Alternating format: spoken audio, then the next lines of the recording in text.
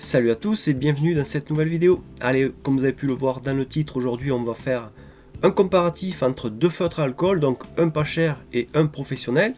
Il va s'agir du feutre OUU, donc je vous avais présenté récemment dans un unboxing, donc j'avais reçu 160 feutres de cette marque que j'ai commandé spécialement pour faire le test comparatif. Donc on va les comparer aux feutres professionnels, donc Pro Marker et Brush Marker, donc je vous les montre d'un peu plus près. Voilà, OU, Brush Marker et Pro Marker. Comment je vais faire ce test? Tout simplement, je vais d'abord tester un petit peu les mines, voir les pointes fines et les pointes biseautées, voir comment réagissent les feutres les uns par rapport aux autres. Je vais réaliser quelques aplats et quelques fondus pour voir aussi, pour prendre la main un petit peu avant de me lancer dans le dessin. Ensuite, je vais réaliser deux dessins, donc deux dessins complètement différents pour pouvoir tester les feutres comme il faut. Donc un premier dessin dans un style manga où là la colorisation sera en aplat de couleurs, et le deuxième dessin qui sera lui un peu plus réaliste, qui sera réalisé du coup en fondu. Donc comme ça va me permettre en fait de bien tester les feutres, de voir si on peut réaliser des illustrations professionnelles avec des feutres pas chers. Donc si vous êtes prêts pour le test, c'est parti. Donc pour faire ces tests, je vais utiliser le fameux papier que j'ai acheté récemment, donc le Perfect Coloring Paper format A4, qui est un papier en fort grammage, 250 grammes au mètre carré. C'est un style papier Bristol. Donc si on compare nos deux feutres Pro Marker et feutre OU, donc au niveau des pointes fines, ici on a à peu près quelque chose d'équivalent, je vais vous en parler un peu plus tard, au niveau du ressenti. De ce côté-là, on va avoir la pointe biseautée, taille équivalente également. Et maintenant on va pouvoir les tester d'un peu plus près. Donc je commence par le feutre OU, je vais tester la pointe fine, je vais tracer des lignes, faire des aplats pour voir comment le feutre réagit. Donc je compare avec le feutre Pro Marker.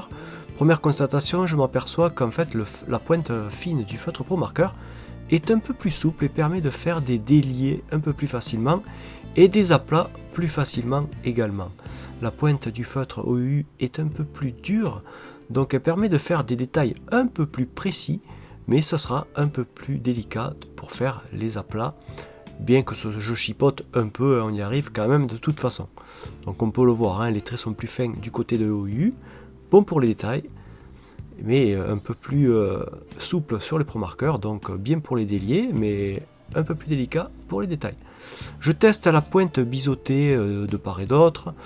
Et là pareil, même constat, par contre c'est inverse, donc je constate que, que la pointe biseautée du feutre OU est un peu plus souple, du coup elle glisse beaucoup mieux sur la feuille, permet de faire des aplats un peu plus facilement, et la pointe biseautée du feutre Pro Marker par contre est un peu plus dure, donc il faut frotter un peu plus la feuille, on le ressent, mais pas de panique, on arrive à faire des aplats de couleurs, quoi qu'il en soit, de part et d'autre. Je teste maintenant sur un petit fondu de orange foncé pour voir comment la feuille et les feutres réagissent. Je commence du clair vers le foncé, bien qu'on peut faire l'inverse, on peut faire du foncé vers le clair. Ça me permet de superposer en fait les couches pour voir si la feuille aussi résiste et si les pigments se mélangent bien comme il faut. On peut constater déjà que le fondu se fait plus facilement avec les feutres Pro Marker. Je pense que c'est dû à la concentration des pigments, comme je vous en parlerai un peu plus tard, au niveau de la finesse des pigments, que je trouve un peu plus fin sur les Pro Marker et un peu plus grossier sur les feutres OU. Mais bon, je chipote toujours autant.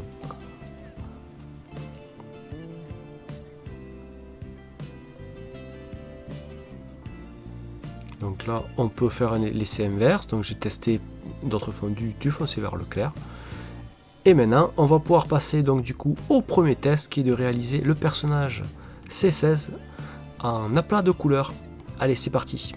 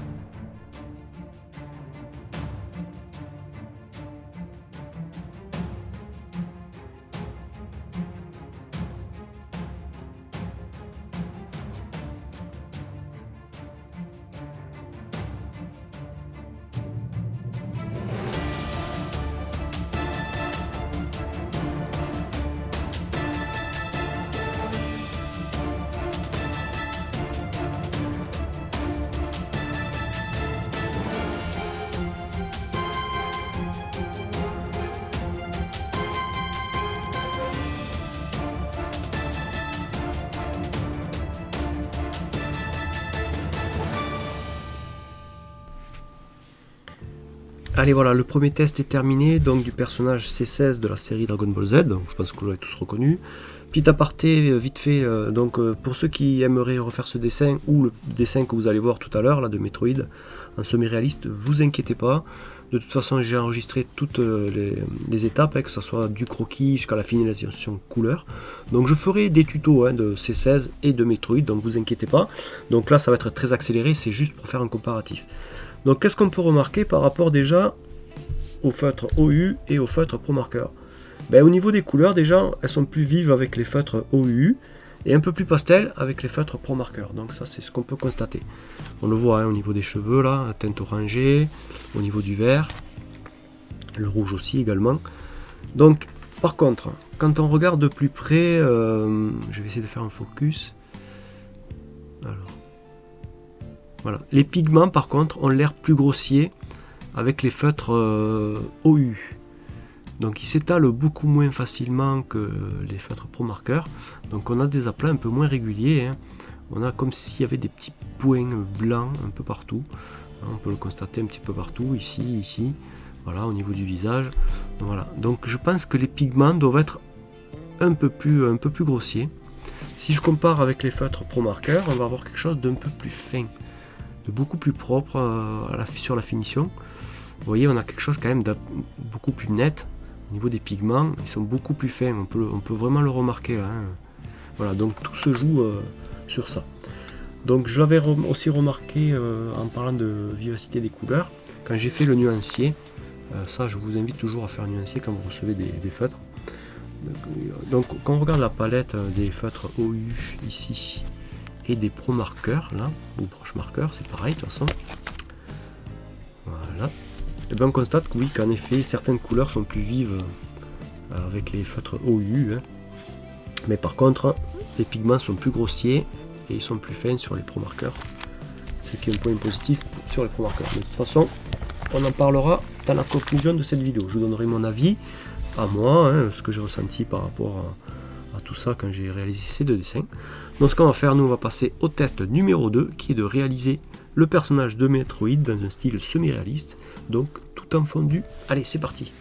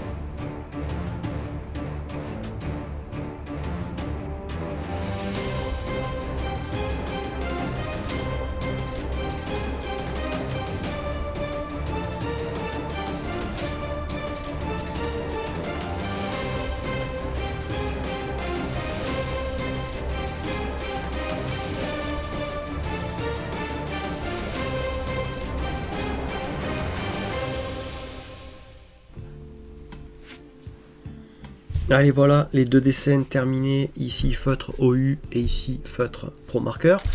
Donc toujours pareil, hein, on a l'intensité des couleurs qui est plus vive, on le voit au niveau des rouges là, sur les feutres OU, et un peu plus pastel, un peu plus terne sur les feutres Pro Marker.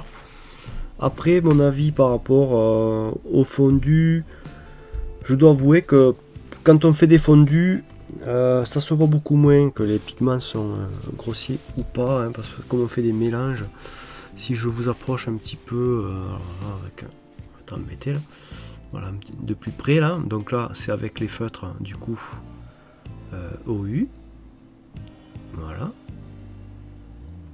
et si je mets les feutres Pro Marker,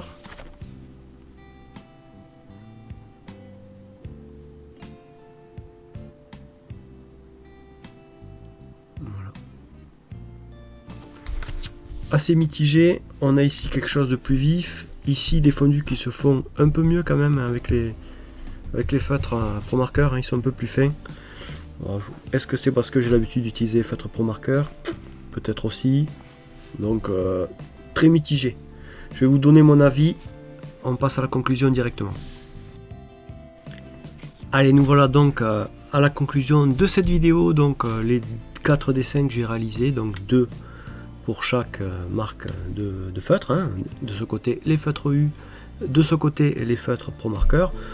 Donc quoi qu'il en soit, déjà que vous achetiez des feutres pas chers, vous achetez des feutres chers, regardez ce qu'on peut faire, le résultat est quand même équivalent, hein. Voilà, donc on arrive quand même à faire des choses intéressantes. Ça c'est déjà ce que je voulais vous dire de base. Ensuite, si vous voulez vraiment, si vous débutez dans la colorisation des feutres à alcool, je ne vais pas vous dire d'acheter directement des feutres Pro Marker. Il faut savoir que, à titre informatif, que, alors je ne suis pas payé pour rien du tout, hein, c'est juste voilà, mon avis personnel, hein, sur le matériel. Donc les Pro Marker vont coûter pour les 148 couleurs environ 450 €. Ici, pour avoir les 160 couleurs, ça va vous coûter 70 €. Ce qui revient à 40 centimes le feutre OU, l'unité, et 3 € le feutre Pro Marker, l'unité. Il faut savoir que les feutres OU ne peuvent pas se trouver à l'unité. Vous êtes obligé à chaque fois d'acheter un pack. Donc à la longue, ça peut revenir cher. Parce que si vous manque 3 feutres, parce que, exemple, vous utilisez beaucoup de couleurs de peau, vous les videz, et vous voulez en racheter, il vous faudra racheter pour 70 €, racheter un pack supplémentaire. Donc à la longue, ça peut coûter cher. Vous pouvez vous retourner avec tartines de couleurs que vous ne servirez pas. Donc c'est à réfléchir. Après, ce qu'il y a de bien avec les Pro Marker, c'est que, bon, justement, eux, ils peuvent se trouver à l'unité. Moi, ce que je vous conseillerais si vous êtes débutant, après ce n'est que mon avis, ça serait de commencer pour avoir à foison un choix de couleurs énorme. Acheter un packaging, donc des feutres pas chers, hein, pour vraiment avoir un grand panel de couleurs. Et après, dès que vous commencez à les vider, vous reconstituez votre stock avec des feutres Pro Marker que vous pouvez acheter à l'unité. Au moins, vous n'avez pas besoin de débourser 70 € à chaque fois. Si jamais il vous manque 3 feutres, ça va vous coûter 9 €. Et puis voilà, terminé. Donc ça peut être un avantage. D'abord acheter des feutres pas chers pour vraiment avoir une quantité de couleurs, hein, si vous voulez faire différentes réalisations avec plein de couleurs. Et après, vous réinvestissez dans des feutres Pro Marker à l'unité pour refaire votre stock de couleurs manquantes, par exemple. Moi, personnellement, je préfère travailler quand même avec les Pro Marker ou Brush Marker, hein. Alors les Brush Marker, c'est vrai que je ne l'ai pas montré en début de vidéo. Alors c'est les mêmes pigments que les Pro Marker, c'est exactement pareil, sauf que d'un côté, c'est en fait une pointe pinceau souple, hein. Donc OU fait la même chose, hein, aussi également, ils ont la pointe pinceau. Voilà. Donc couleur plus intense, feutre OU, plus pastel, feutre Pro Marker, pigment quand même plus fin du côté de Pro Marker, donc un peu plus professionnel de ce côté-là. Donc je préfère travailler quand même avec ce style de feutre. Après, c'est bien ici, comme j'ai acheté ce pack de 160 couleurs, du coup ça me permet de faire partir ces couleurs là pour faire des fonds ou des grosses masses par exemple, et fignoler par dessus avec des feutres pro marqueur, parce qu'on peut mélanger les deux. J'ai fait l'essai de toute façon, on peut mélanger les deux feutres. On peut aussi faire des détails, ça je l'ai pas fait parce que je voulais être 100% feutre alcool, mais par exemple j'ai dessiné vraiment sur du format A5, donc c'est tout petit. J'aurais pu rajouter des détails ici, notamment sur Metroid, avec des crayons de couleur par-dessus, pour ajouter des effets de lumière, des petits détails qui manquent par-ci par-là. Donc ça c'est totalement possible.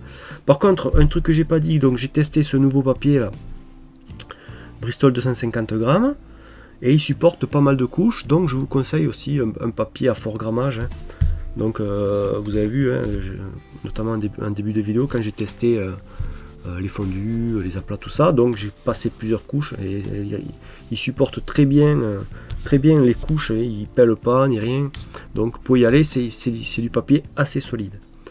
Voilà, j'espère en tout cas que cette vidéo vous aura plu, que vous aurez appris quelque chose, que ça pourra vous aiguiller un petit peu dans vos choix futurs de feutre à alcool, en sachant qu'il existe plusieurs marques, hein, mais bon, j'aurais pu tester aussi les graphite marqueurs, les copies qui sont énormément chères, donc moi je ne me vois pas acheter des feutres copiques, j'en vois pas l'intérêt. À 6 € le feutre, bon, je préfère acheter soit du pro, soit du graphite marqueur voilà, à l'occasion. Voilà, mais après c'est sûr que quand on débute, partir sur les feutres OU, ben, c'est un bon choix. C'est un bon choix parce qu'on peut avoir une quantité de feutres pour pas cher. Voilà, donc je vous ai donné un petit peu mon avis, je vous ai montré ce qu'on pouvait faire quand même, quoi qu'il en soit, avec n'importe quel style de feutre, bas de gamme ou haut de gamme. J'espère que cette vidéo vous aura plu. Sur ce, surtout, n'hésitez pas à partager, à vous abonner si ce n'est pas déjà fait. Ça aidera à faire connaître la chaîne, hein, parce que si vous vous abonnez et que vous likez ou dislikez, vous faites ce que vous voulez, si ça vous a plu, ben, ça facilite un petit peu la visibilité de ma chaîne YouTube. Et bien sur ce, moi je vous dis à la prochaine et que le dessin soit avec vous. Allez, bye.